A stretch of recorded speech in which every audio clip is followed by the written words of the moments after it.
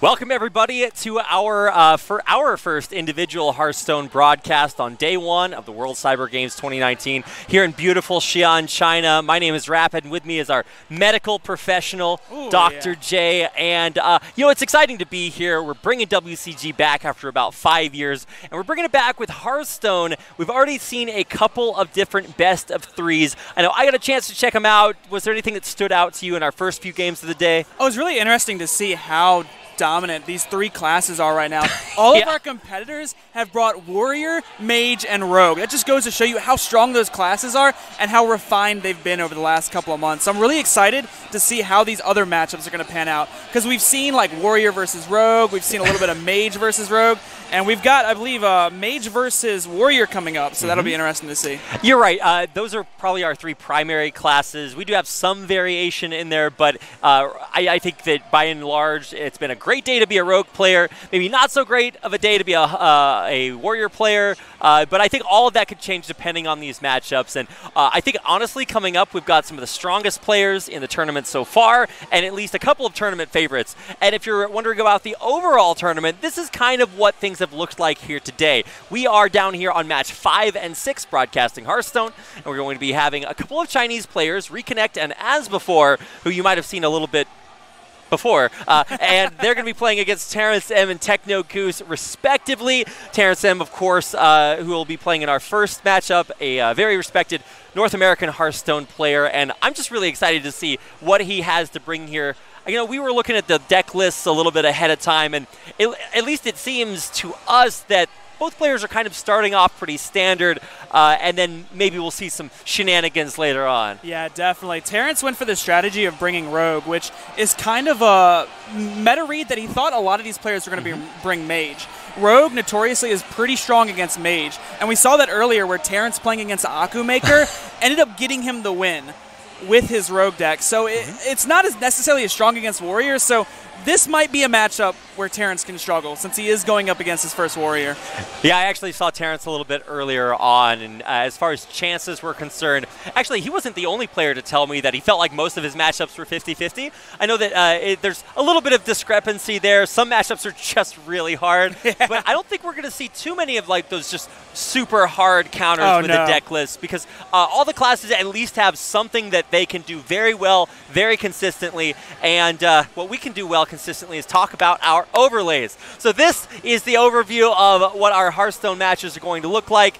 This format is Specialist, which means that you have one class and you've got 3 versions of the deck list with 5-card variants, and you can use any one of those after your first game. So it gives you an opportunity to kind of customize your deck list based on what you're going up against. Yeah, this is where it really comes into play. Like, let's say Warrior right now isn't necessarily the greatest in game 1 against Mage, but as soon as you go to one of those secondary or tertiary deck lists, that's where you have a little bit of an edge. You can start teching cards like Big Game Hunter or Super Collider to try and give you an edge in that matchup.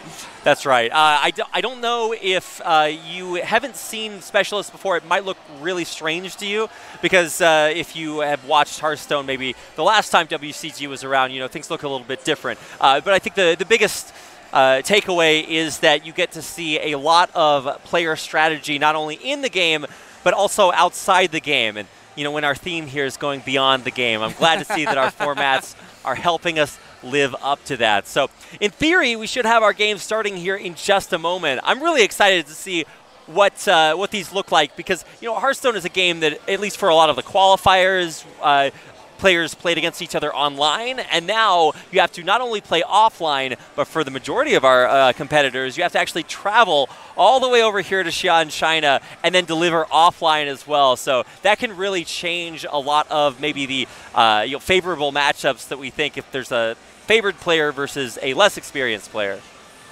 Yeah, it changes the game up quite a bit. And here we go. We are into our first game. Game 1 of a best-of-3 series between Reconnect from China and TerrenceM from the United States of America. You can see here, Terrence has a pretty strong start from the start of it. He's going to be able to clear up this Rover without Reconnect playing too much pressure. The Rover on turn 1 is fairly strong against Rogue, but it's not necessarily something that Terrence will be too worried about. The Evil Miscreant off the top, though, changes quite a bit, because as soon as you have that card, you've got the coin. you want to get it down. This card is so powerful when being able to be played as early as possible. But Dr. J, they nerfed it.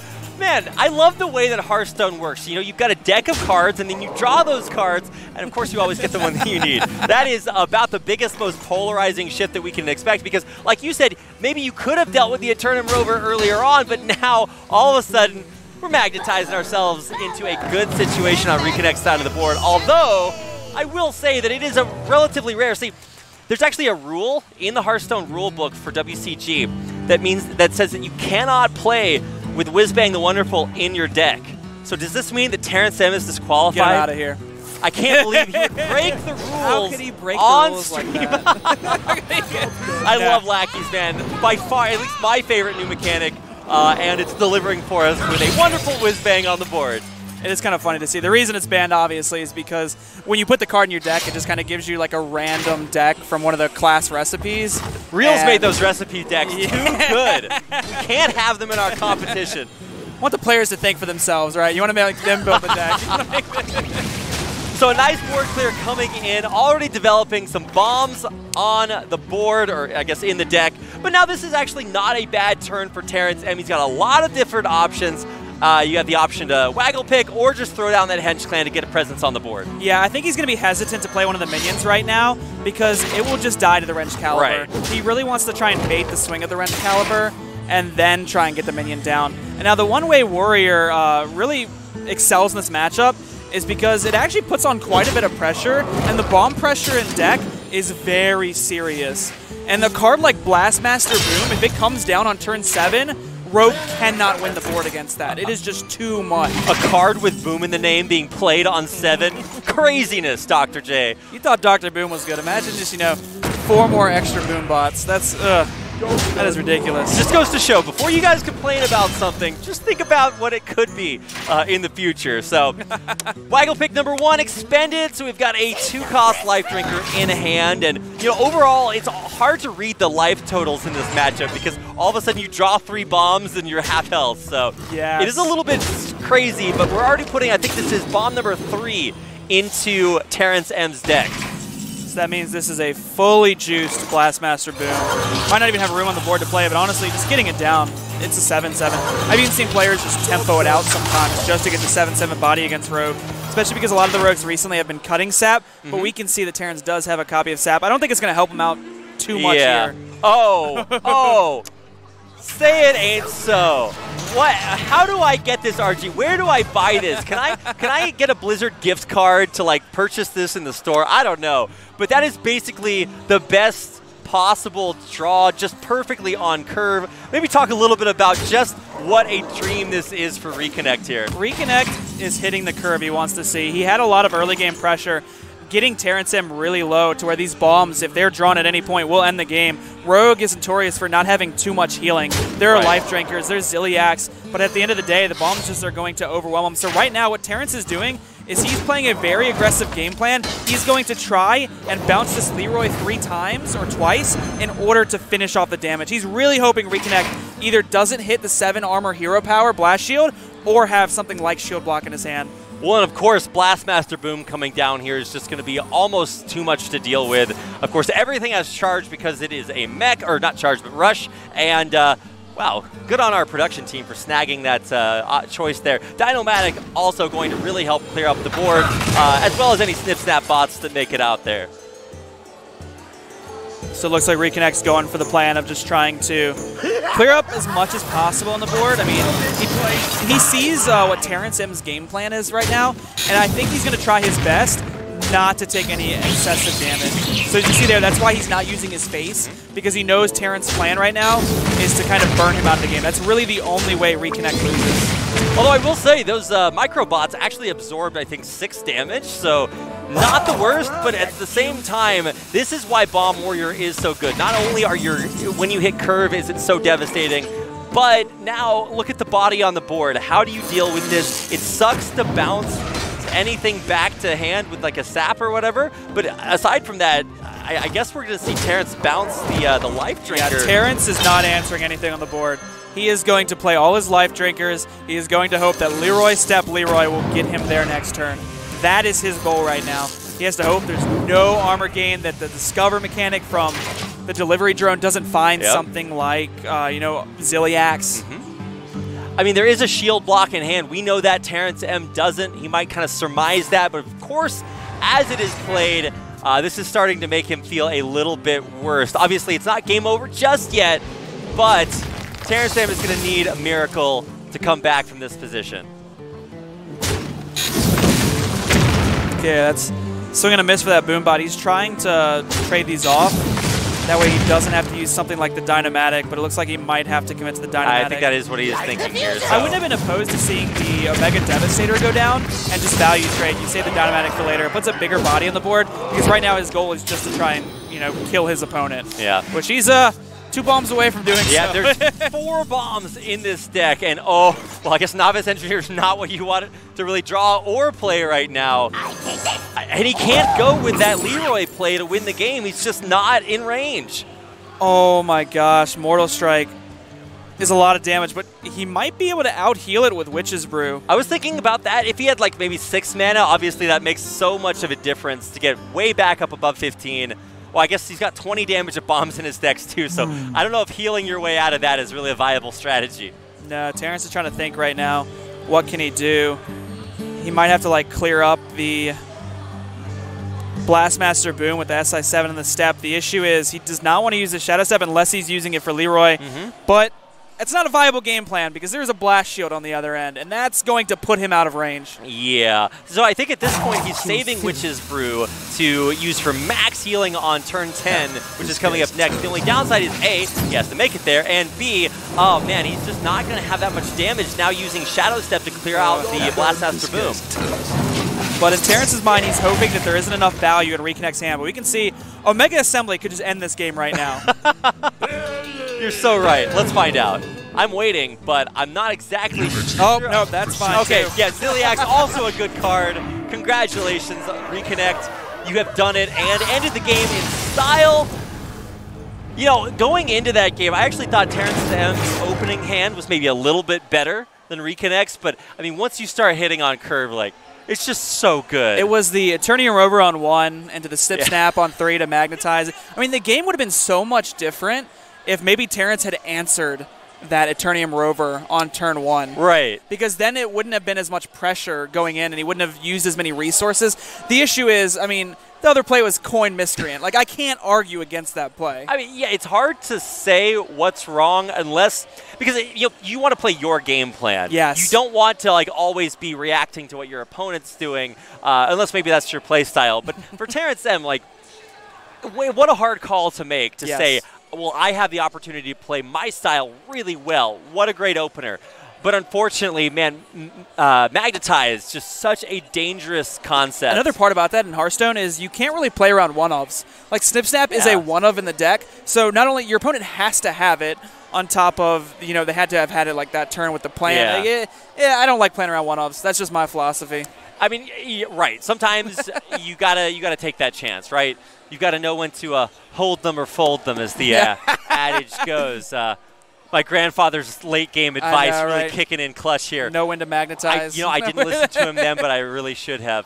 So that means that coming into game number 2, TerrenceM's going to have his back up against the wall coming into this game. I believe he is 2-0 right now, or maybe 3-0 because we missed one round of play. Yeah, we may have missed one of the rounds, but I at least know when I was talking to Terrence, when he played Akumaker on stream, he was 2-0 after that game. Okay. So he is looking very strong right now, at least in the standings, because it is round robin. They all will play each other once, and then the top 4 will move on to, I believe it is Saturday. An excellent overview of our tournament format. So if you guys are kind of wondering, I know we didn't really touch on it during our slide, and maybe you guys aren't big on reading the instructions before you try to assemble your esports experience. But basically, we are going to have a round robin where all 8 of our players will go through 7 rounds to play against each other, and then at the end of the day, the top 4, after any crazy tiebreakers or shenanigans, we'll move on. So let's load fast and also play fast, Dr. J. Oh, I have a Samsung SSD in my my PC back home. It's one of the greatest things I ever invested to. I almost didn't get it. I almost got like a regular hard drive, and someone convinced me to get the SSD. Well, of course, you made a very good call there. It looks like we will be taking a little bit of an extra time to get both of our players into the game, so don't worry. We'll get there as fast as we possibly can. We've got our Samsung SSDs on the case, so don't worry, guys. We're in capable hands. Sometimes it's nice just to take like a breather. That's right. A game. Your deep Hearthstone breath. You got to get down to your inner Zen moment, and then it's ruined when your opponent like blows you out of the water the next day. You lose all of your like Zen concentration. You're just like Blink Fox gets a random warrior card. You're just like, well, it's been a fun game. I'm so excited. What was it? Akamaker earlier said he lost to Blink Fox given Pyroblast. No. Yes. Game 3. Oh, my God. Okay. Well, you hate to see it happen, but, I mean, you can't really like play around that. Sometimes, because in truth, a lot of people want to make a lot out of the random effects that Hearthstone does have, but you gotta take it because as much as it happens to you, it also happens for you to the people you're playing against. Yes, exactly. So maybe you used up your luck on getting that rank 5 earlier today. Maybe you should have saved it for your main tournament match. So it's really your luck micro that is going to give you a lot of advantage here in these games. See, it's just human nature to remember everything that bad happens to you. Oh, yeah. But not remember, how lucky you got that one time. Streak and recency bias are just insane. It's just like, well, clearly I won't be, going up against this, and then it happens and it sucks. So one important thing that's going to happen in between our games is that because of the specialist format, we might possibly have some adjustments with our players going with their secondary or tertiary decks. Tertiary means third, guys. If you never learned that before, that's just your educational part of the stream. So what do you think our players might change for Game 2? So looking at the list right now, I don't think Reconnect is actually going to change at all. A lot of Warrior's strategy is to have a primary that is pretty solid overall, and then have a secondary that's either built to beat Mage or Warrior, and then the tertiary do the other. So if your secondary is good against Mage with like Super Colliders, BGHs, your tertiary is probably going to be good against the Mirror, which we can see here. He's got, Geppetto, Joy Buzz, Karen Bloodhoof, a lot of greedier cards. Yeah. So it doesn't make sense for him to go to a greedier list because that's going to be much worse off against Rogue. However, for TerrenceM, we were talking about it earlier before the camera, the spotlight came onto us. He's actually got copies of Mojo Master Zihi, War Gear, and Coppertail Imposter in his tertiary list. So I definitely think he's going to switch over to that one. Yeah, it makes a lot of sense. And all of this changes not only based on what the players put in there, but also the metagame. If you're going, because a lot of times secondary and tertiary decks can be aimed at going against either like really heavy control decks or really heavy aggro decks. If for example, if you have like a token druid that's really popular in the meta, then obviously you're going to want to include counters against somebody really going for a wide board or something like a Mossy Har where it destroys all the minions your opponent's that probably did used going to be kind of the meta maybe a few months ago even. Yeah, Token Druid was really strong a little bit ago. So now we are going into our second game here, and we're catching up on turn 4, so we're getting into it. And it does look like, let's see, we'll try to figure out exactly which secondary or tertiary decks are being used. But at least initially, that's a very large Edwin Van Cleef to have out there. Defend the gates! I've seen bigger in my days. Okay, all right. Thank you for that 6'6"? Oh, gosh. I know you've seen bigger too, Rapid. That is true. I do like my large Edwins, just like I like my cups of coffee. There we go. Saved it. Saved. One victory after another here. Well, if there's a, I'm trying to see, is there Warpath? Okay, he does have Warpath in hand. Yes. All right, nice. Nailed it, Reconnect. So at least next turn, he's going to be in a pretty good place. Yeah, Warpath's really strong right now. Could actually, instead of Warpathing, could also opt to go for Dynamatic. Dynamatic will not touch the Ziliax at all, but it will put a body to contest. So with Reconnect doing this, it kind of tells me that he plans on pointing out the last section of Warpath to really make sure that the Ziliax is dead. If you leave Ziliax around and your opponent has something like the War Gear that you predict TerrenceM has, that is just too big of a minion for you to answer this early in the game. Yeah, absolutely. Now, we're coming up on kind of the meaty turns here for Rogue, where it gets really important that you look for some of your miscreant spam to get a bunch of lackeys. Then you play Spirit of the Shark, and you just get Infinity. Wow, I guess everything, whatever you need. Beyond, that Buzz Lightyear told me that. That's right. We never give up. We never surrender here. And I mean, sure, there's stuff on the board here for TerrenceM, but I'm waiting for that shark turn, man. I think it's going to be absolutely huge. The shark turn starts now. It's going to be over 2 turns. Probably be shark miscreant here, depending on what TerrenceM is thinking. It looks like he actually is opting to try and go for a pressure route. This tells me that he's going to double snip snap. Okay, so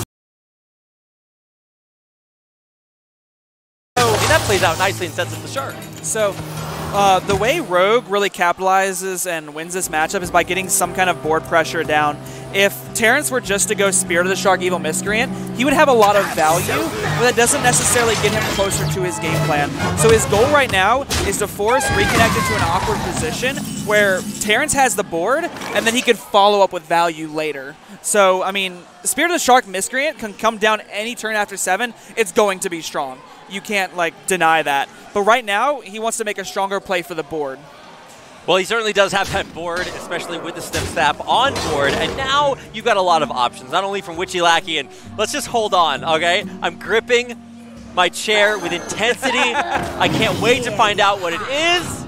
Oh, that's actually pretty good. It has Overkill, Summon Bats. Yeah, so that's going to be really good, and Reconnect was going for that hashtag value play, but now it's actually working against him because Terrence will, in fact, have the Bats on board.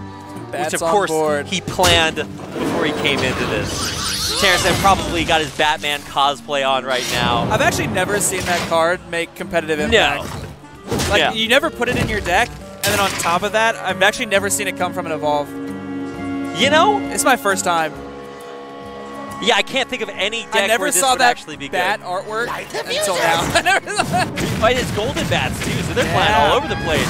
Unfortunately, they're not there anymore because that card is not the greatest, but it did soak up the Dynomatic damage, so you can't say too many things about it. There's still that Snip Snap on board. And now, the War Gear draw. Well, I mean, I guess it doesn't develop the board too much, but it certainly puts a massive threat out there. Although it's hard to justify going for that instead of developing Shark, It's definitely difficult to say. It looks like Terrence wants to go for the Shark play here. Probably try and find something like Kobold Lackey in order to answer this Dynomatic. That is a lot of damage as well. I mean, that is 8 from the hand. He can keep finding them.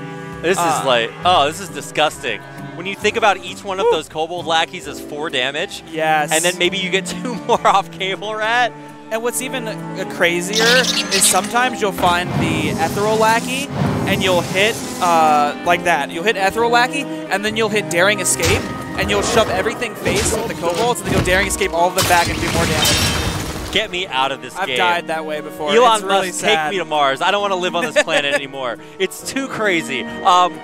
So right now, TerrenceM, he's loaded up his machine gun of Hearthstone cards. And he's ready to unload onto Reconnect. And so realistically, Reconnect... Light the fuse! Machine gun that shoots kobolds. It's a kobold machine gun. It might not feel too good if you're a kobold, but it probably feels pretty good if you're TerrenceM. Yeah. Well, thankfully, he didn't get greedy and not go for the extra 7 armor off the hero power. Oh no. Make it stop. How much damage is that? That's an insane amount. But 1, 2, 4, 6, 12. Okay, 12. 12 from the lackeys, 4 from the minion on board. That's 16. That's 8 off right now. So what you do is you go ahead and you War Gear this turn, maybe play the Ethereal Lackey. Yeah. And then you save the Shark for the following turn. Nothing really stands out there. I mean, I guess maybe not. Yeah, okay. It's probably Sap. It's not the strongest, but if there is something that, threatens to get in the way, you can sap it out of the way if you need to. Right, especially something like Ziliax where you don't want to run anything into it to give him life. You just get rid of it. Exactly. That goes with Vendetta. Vendetta does a very similar thing. It's just a little bit more expensive. And this is the play that we were talking about, just setting up for what is an absolutely massive turn in the works.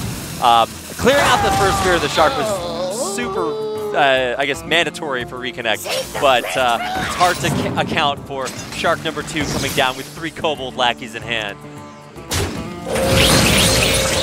That's not something that's on my radar right now. No, I don't really play around that. you know, if I lose to that, I'm just like, well, okay, you know what? We'll go to game 3. We take those, you know.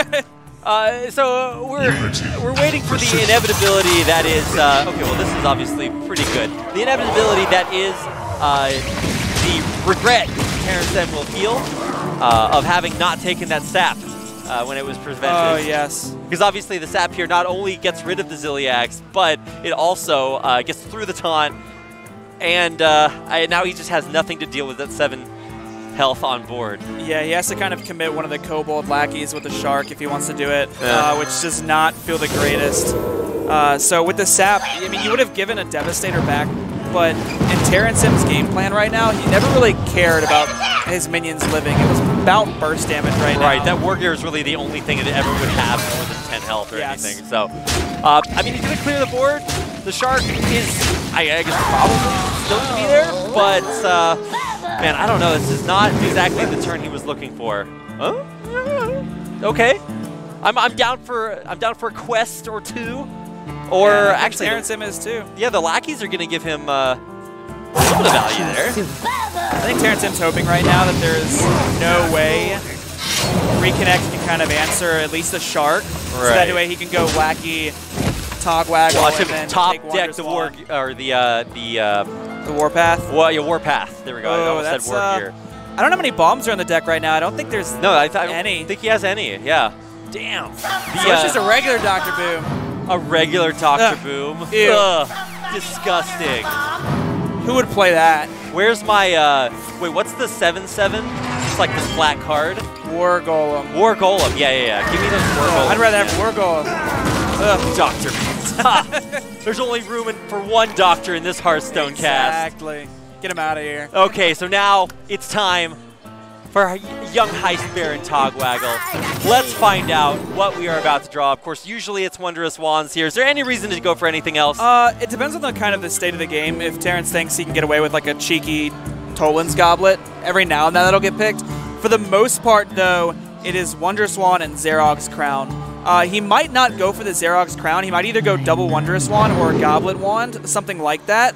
And this is actually not what I thought he was going to go for at all. But it makes a lot of sense. So what he's saying right now is I'm going to fill up my hand and make all of them legendaries and try and win that way. That is, I mean, where's my Arch Thief Rafam when I need it, you know? That's the plebeian way to do this. It's like Build Your Bear, but it's like Build Your Rafam. I can't wait to see. Because obviously this is very polarizing. There's so many ways to low roll this. But on the other side, if you high roll this and have a handful of everything you need, it's like, okay, well, you know, give me more. Yeah, so what this tells me is Terrence doesn't feel confident enough with drawing 3 cards and then filling his hand with 1 random card, that he would rather go for a combo of cards.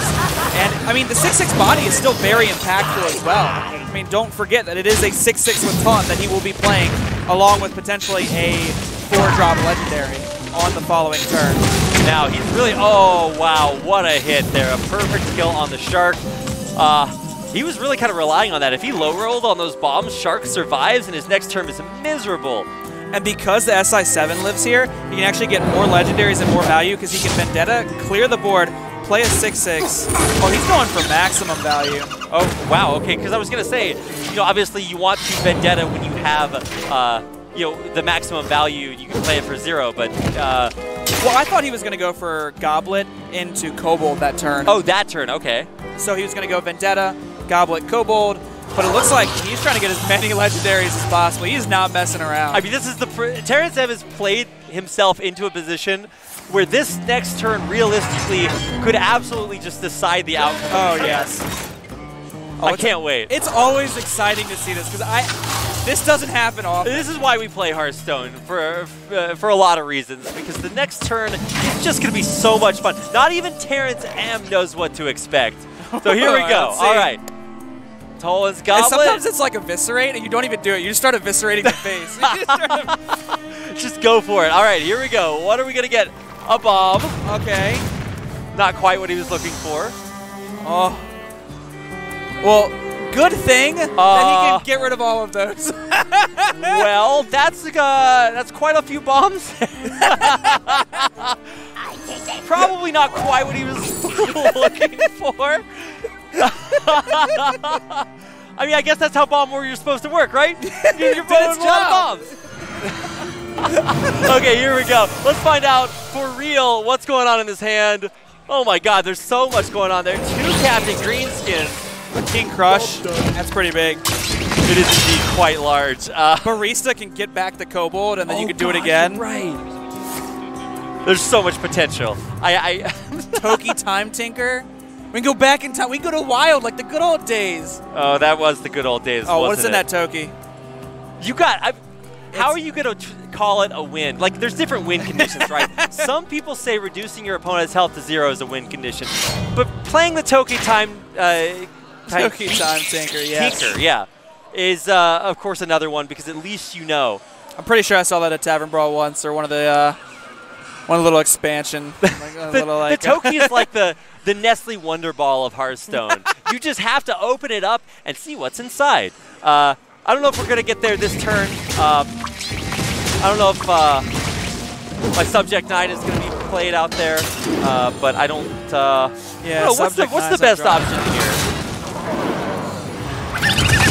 This is pretty rough, actually, because none of them are really that incredibly strong. There could be the strategy of Terrence tries to keep his hand at 10, so maybe he goes like Henchland, Burglar, Barista, in order to not die to the bombs in the deck. That's a potential strategy. This is really solid. I mean, obviously Hagatha's is great if you can keep it there, but probably the best option given that I don't think he's expecting too many just huge cards coming down. I mean, I guess what would be the best option there? He's already gone through Blastmaster. Oh, he's going face too. This really tells me he's making sure that he keeps a 10-card hand so he does not die to bombs, at least this turn. Well, the game is actually going to go on. I actually thought that with the crazy RNG from that one Heist Baron turn, we were going to see just the most unpredictable game of Hearthstone. These aren't the greatest legendaries right now.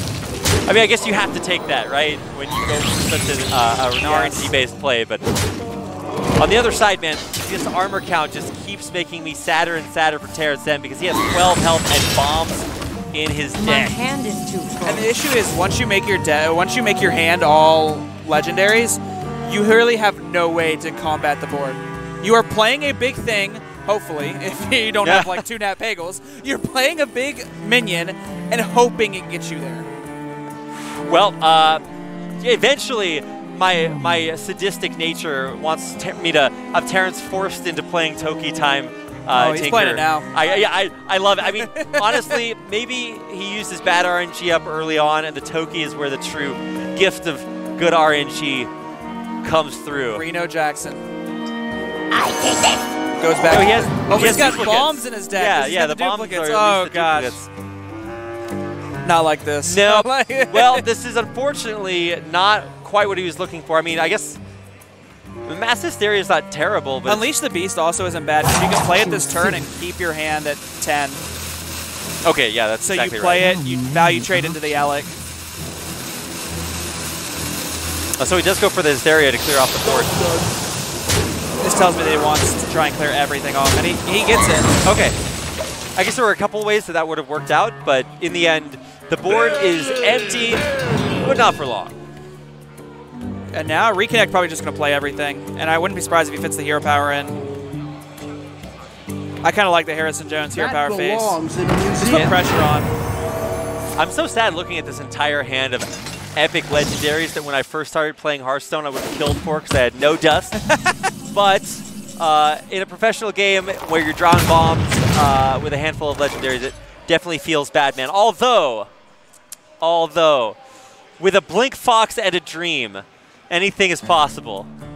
It might be safer to go King Crush value trade, as much as that hurts me to say. Yeah, that really hurt me to say. We're saying brand new sentences in Hearthstone that have never been said before. Wow. Okay. Oh. Here's Omega Assembly. Let's see what's coming down. Oh, lethal. Oh wow, yeah, launcher. off the launcher. I keep forgetting that it just has charge. And here we go. 1 and 2. Fireworks. A classy man of culture victory there for Reconnect, who takes a 2-0 victory over our American hero TerrenceM. I know that kind of surprises me because Terrence had been doing very well up until this point. I just don't really know how to criticize Reconnect. He played that one very, very well. Reconnect played that pretty well. It was also just kind of a story of how I think typically Warrior is pretty strong against Rogue, and he also, had the tools he needed. He had the Blastmaster Booms, he had the Doctor Booms. Like, having those 2 cards against Rogue makes such a huge impact that sometimes, even if you're on the play, I would keep Blastmaster Boom. Like, it's just that strong against Rogue. Wow. I mean, yeah, obviously that's where you want to curve out, is on either one of those cards around 7. Yes. And it's really hard, as a Rogue, when you want to, maintain or at least keep pressure on the board. And it's Bomb Warriors, so it's just so easy to clear that off. And I think we saw that a couple of times. You would see TerrenceM try to build something, and then all of a sudden it's either cleared out by Warpath a couple of times, or what was the other really sick clear that he had? Oh, yeah, the Dynomatic clear was really valuable. He also got really good Boombot RNG to clear out the Shark in Game 1. Yes. I think he had to hit perfectly that number. Anyway, all we're trying to say is that Reconnect played that very, very well, and I don't blame Terrence for going for a Hail Mary to the RNG gods there at the end. It was a really smart spot to say, all right, I'm just going to take my kind of useless Rogue cards at that point, because I mean, drawing like Shadow Steps, you're not going to kill nothing. it. You're not going to, even if you draw like Wondrous Wand and you hit like a perfect like 3 cards, that's not enough against the Warrior. Yeah, your high roll really isn't that much value. Whereas there. you kind of just say, you know what, I'm betting it all on black, and it's just... It is the highest of the high rolls that yes. he was going for. And as much as I love to see wacky legendary cards in a player's hands, probably not the ones he was looking for. I would have loved to see like one of those be Arch Thief or Fom, and he just goes for another hand of all legendaries. Exactly. And we just never know when we get to stop the crazy train here. That's going to do it for our first Hearthstone series, and that means that coming up, we've got a little bit of a break, and then we'll be moving on to our second series, which will feature As Before and Techno Goose coming up next. We've seen As Before. I don't think I've seen Techno Goose quite yet, but it is going to be a matchup between Rogue and Mage, which should look pretty cool. Yeah, we saw that earlier today when TerrenceM was playing. Oh, that's right. Yeah, Anka TerrenceM Maker, pulled that one out. It'll be nice to see it as well, because the mages have been attacked a little bit differently. It's become pretty standard to put halftime scavenger in your rogue list, but there's still, some room for, improvement there as well. All right, well, I think it is time for us to go to break, and that means that after we come back, we'll have that next Best of 3 series for you coming up.